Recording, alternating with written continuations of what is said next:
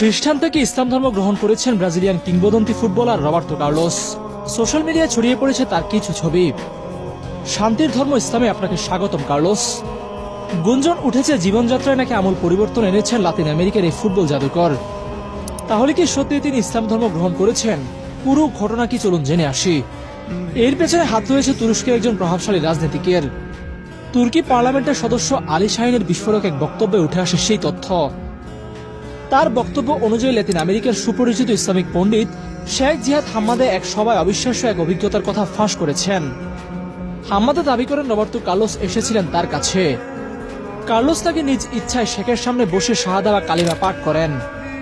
এক অদম্য আগ্রহ নিয়ে সৃষ্টিকর্তার একাত্মবাদকে স্বীকার করে নিজের নাম লিখিয়েছেন ইসলামের খাতায়।